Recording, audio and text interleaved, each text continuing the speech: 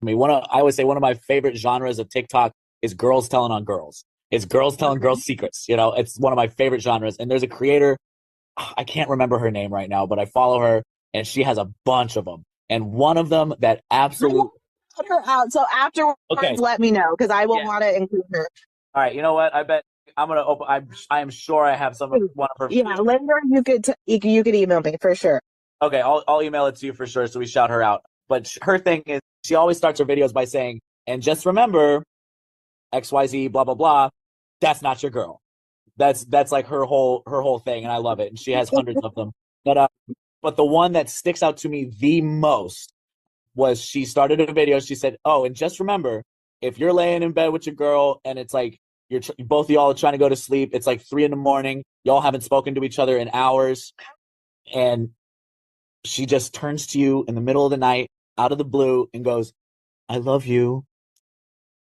That's not your girl, bro." Like, that's because she's saying that shit out of guilt. You know, she's thinking about the fucking shit that she's been doing, and so she turns to you in the middle of the night and go, "I love you," just because she feel bad. I found her name. Her name is Gara, Geraa, like with a fuckload of A's at the end of her name, Gara or Jera. I don't know how to say it, but that's her name. I found it. Her name's Gara, Geraa, as many A's as you can type. But yeah, and dude, when she said that, there were so goddamn many times I remember Carrie doing that shit in the middle of the night, and my dumb ass like, "Oh, she's thinking about me," you know, like fucking naive as hell. That is one. I can't co-sign. Like, I don't know. There's something about it. So basically, what Gary or Jera, whatever, Gara, I'll say. It sounds like what she's saying is if you guys, when you guys go to bed or after you have sex or whatever, if your girl says, "I love you," it's genuine, it's coming from a good place. But if it is random in the middle of Yes, the night, yes. If it's random, out of the blue, out of the nowhere, apropos of nothing, that's because she feels guilty about the shit that she been doing, you know. And dude, I got that shit fucking all 5 years of our relationship, bro. That shit was not uncommon, yo. Like that floored me. That absolutely blew me away. Just because it I'm was bitch out. I'm gonna check her out because you know what? Like, I gotta see what she's saying, what secrets of mine she exposed. yes. I love girl talk. I love girl talk. You know, I love being behind enemy lines, you know, learning the tricks of the trade, you know. That's that was a big red flag. I mean, the other red flags are it's one of those things of like you almost feel silly talking about them now because it feels so obvious, you know. Shit like, you know, when I said if you want to keep this marriage, it has to be closed, and then her lamenting that, you know, that should have been a sign that it should have just ended things right there before the you know, before discovering the affair, like just how distant she felt, you know, how she would never come to my events. That was another thing that really bothered me. I'm a comedian. I do shows all the fucking time. And she would never come to my events. And I remember when I was at her events, like, I feel like, I don't know if this is true. This might just be me projecting. This might just be me overthinking. But now, looking back on it, when I think about going to her events and I think about the way some of the people spoke to me there, in retrospect, it feels like they knew what was happening and I didn't, you know? Like, Mhm. sometimes any weird vibes that I felt at her events, like, I was just brushing off as like, oh, maybe I had a little too much to drink and I'm misreading the situation, or, you know, or they had too much to drink, or, you know, maybe I'm just being a narcissist. You know, the world ain't all about you. They got their own shit going on in their life. Like, you know, don't take their tone to mean anything about you. You know, that's narcissistic. But looking back now, I'm like, I do think at least some of it was people who knew what the fuck was going on and either felt guilty talking to me or were looking down on me, you know, for that shit happening. So Or both. Yeah, yeah, or both. yeah, or both, exactly. That was probably another big red flag was that one. But yeah, lying about your location on Find My was another one. That was almost why I believed her when she lied about Find My, because I was like, well, certainly she wouldn't be stupid enough to cheat on me Mhm. when Find My is going, you know. Mhm. But yeah, those are all the red flags are obvious in retrospect. Hindsight's 2020.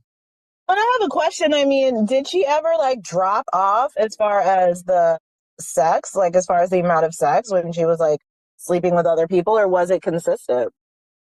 I feel like I remember feeling like it was decently consistent. Like I don't have any memories of like wanting to fuck and then her saying no, you know? Like I Mhm. I don't remember it being like that. I don't remember feeling like she was withholding sex or like I wasn't getting the sex that I wanted, you know? And at the time, like I feel like, you know, our spark was fucking dying, you know, like the marriage was not good. So it's like I wasn't even fucking that often to begin with, you know. So when we did Mhm. fuck, I feel like it was welcomed. I don't feel like the sex ever dropped off. But I mean, I think it probably I think, you know, you talk about the massage and how I did that shit just to get laid. We actually didn't have sex after the massage. And honestly, I think it's because she probably didn't want me to smell the other dick that had been inside of her. So I think that's probably why we didn't fuck after the massage. But I mean, other than that, I don't remember the sex dropping off at all. But to be fair, our sex life was not as active as it was like when we were first dating or when we were first married. I mean, it doesn't always. I mean, I think that's all part of like a woman knowing how to cheat better than a man. You Absolutely, know, like when I absolutely. men who've been cheated on, I don't really hear them talking about the girl like having sex with them less. You know, I just, you know, Yeah, y'all are better at hiding it for sure, yo. But I got to tell you, I'll be on TikTok, I'll be on Girl Talk, man. Now I know. Now I know. I am my my sleuth game is up there with the ladies, yo. I am good at it now.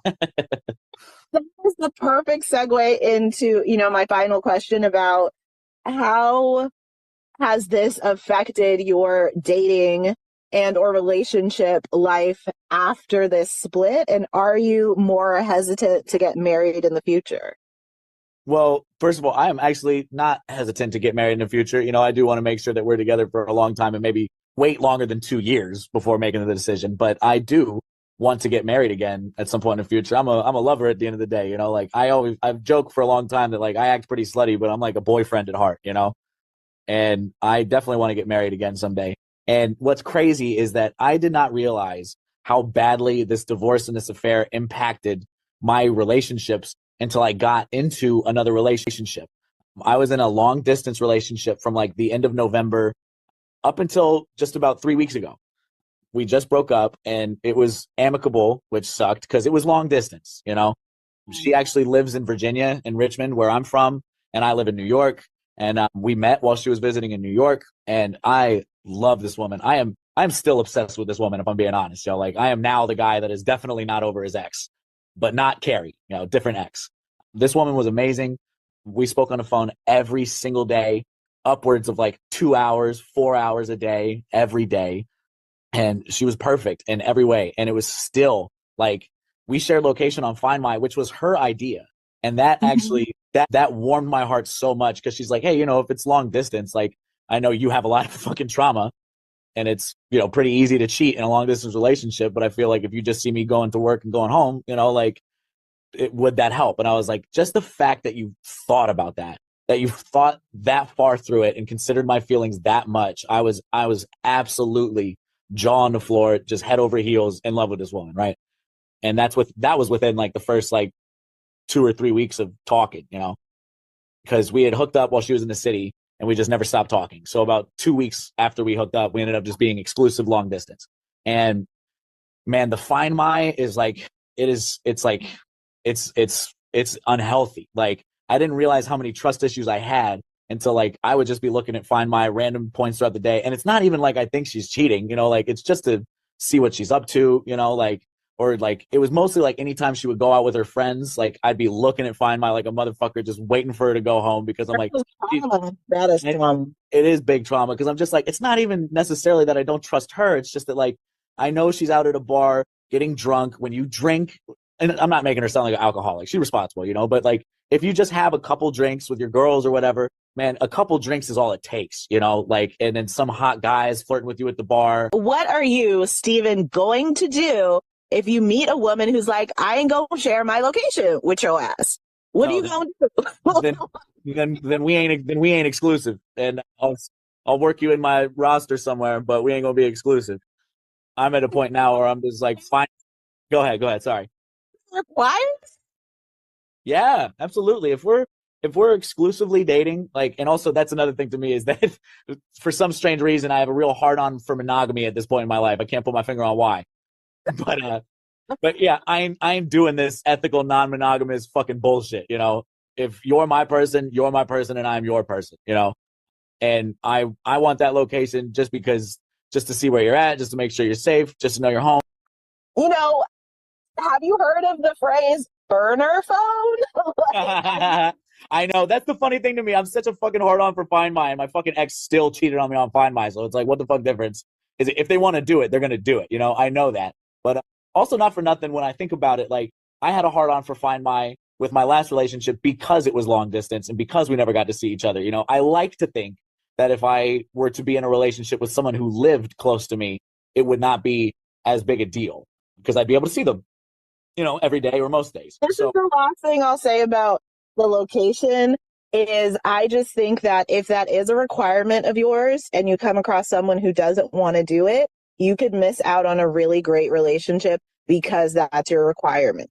Because for me, it's like I have never asked someone to share their location or vice versa. So I am completely very much like a boomer when it comes to sharing location. Like, first of all, like I have an Android, I have a Google Pixel. I'm very okay. because I guess it's like a lot easier to do it on iPhone. But I'm just saying, I think, of course, you're going to do what you want to do, but I just think that you might come across someone who doesn't want to do that. And it doesn't mean that they're going to cheat or want to cheat or whatever. Like, cheating is not for everyone. Like, the vast majority of the women I've known, they have not cheated. Like, it's just not something that everyone is doing or cares to do, especially as they get older.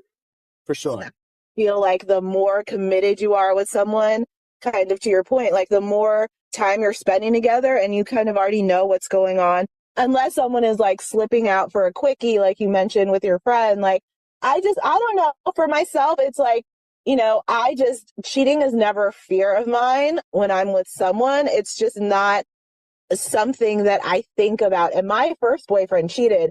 And so most people, when, someone cheats, whether it's the first or a later relationship, they use it as like a reason to be territorial and jealous and cautious and fearful. For me, I was like, okay, this proves that it's not about me. This is just what this person wanted to do. I didn't take it personally. And I'm just really glad that I didn't, because somebody's going to do it. They're going to do it if they want to do it, period. It's kind of like my fear and paranoia isn't changing what they're going to do. It's just that when someone is in a situation like yours, it's good to find out, because had you not found out, you would be married right now.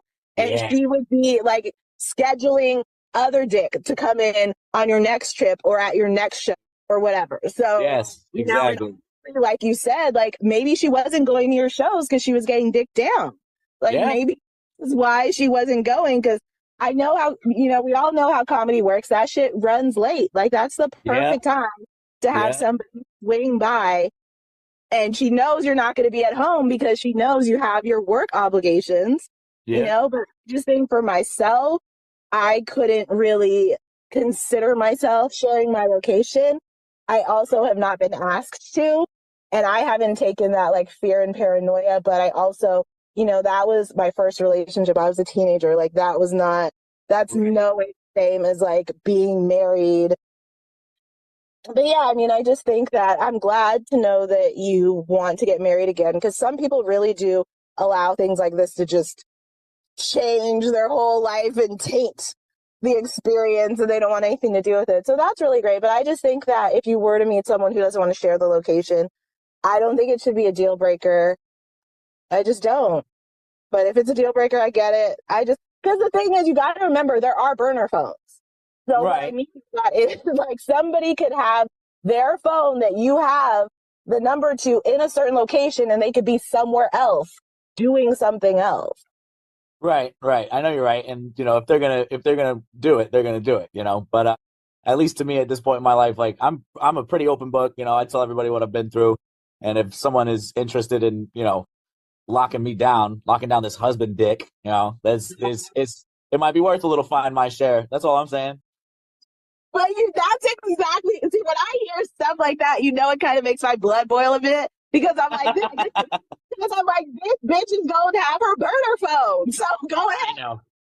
I know. You're right. The burner phone is more prevalent than I realized. And it's kind of funny what you were saying about, like, I know not every woman cheat. You know what I mean? Like, I did not. That's another scary thing that happens to dudes when they go through this type of shit. Like you talk about, they never want to get married again. A lot of dudes get fucking red pilled. You know what I mean? Where every woman is evil. This is some shit that every woman does or whatever. And I don't think that at all. Like honestly, that's one of the big benefits of having a hoe phase was meeting so many women and like hearing their stories and their experiences and stuff.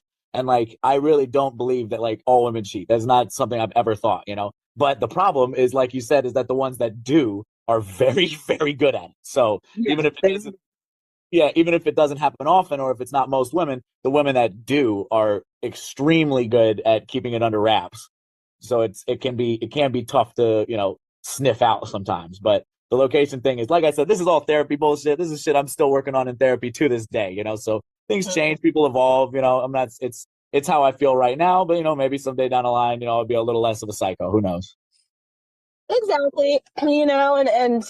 But I'm sure a lot of people don't care about the location tracking, and if it makes you feel good for now, I understand that. But yes, I do believe like somebody would just use their burner phone because that's kind of how I find out people like working around that. Yeah. Um, so that's why to me, I'm just like, if somebody really is going to be out here, your ex, she got very loose with it because she knew that she could lie to you or she would lie to you about it. But I think most people are not going to be keeping it on while they're doing what they do. Yeah, But, absolutely. I mean, so did she move here for you or was she already, I know No, she no, was she here. Yeah. nah, yeah, she moved here for work. She moved here from work in 2017, and when we met, it was because I know we mentioned that we lived across the street from each other, but we met because I worked at like the local cafe in Bushwick. And so I was there every day, and then she just started coming in the cafe every day, and like that's how we met. So she did not move here for me, but I did scoop her up pretty fast after she moved here. But she did not move here like specifically for me. So, this was like so much fun. Thank you so, so much. I'm about to go off the mic, but I just want to thank you so much, Stephen Bowles. Like, you are incredibly funny, and I judge comedy very harshly. Period. I laugh at a lot of things, but I do believe a lot of people are not funny and their style is not so great. And there definitely are quite a few hack comics out there. And I just really Absolutely. enjoyed your content, your special. It's just absolutely incredible. I encourage everybody to watch it. Stephen Bowles, Stephen, please go Yeah. and Oh, let people know where they could find you. yeah, absolutely. On social media, all of my handles are Mick Longhair, MC Longhair, easy to remember. So if you're looking for me, just look up Mick Longhair, MC Longhair, all one word. That's my Instagram, that's my TikTok, that's my Twitter, it's in my Facebook name, it's everywhere. If you want to watch the special, I highly recommend it. I would really appreciate you watching the special. It's on YouTube. If you just go to YouTube, type in Stephen Bowles Comedy. That's StephenBolles. You'll find my channel, and it's the first thing on my page. The special is called Stephen Bowles, Stephen Please, and it's my first hour special. I just taped it back in November. I'm very proud of it. I've been doing this for 10 years now, and this is the first hour that I've ever put out, and it's 10 years of work, 10 years of the best stuff I've ever had in a decade. So really proud of the special. It really mean a lot. If y'all wanted to go watch it and share it, like it, comment it, send it to all your friends. I am not famous. I still work as a handyman during the day. So any amount of interaction helps. It helps me a lot at this stage of the game. Word of mouth helps me a lot at this stage of the game. So I would appreciate that a whole lot. So if I don't have any road dates set up, unfortunately, I just got back from the Midwest a few days ago, but I don't have any road dates at the moment. So if you want to see a live show, I'm in New York City. I'm on Instagram. I post my show schedules usually the week of.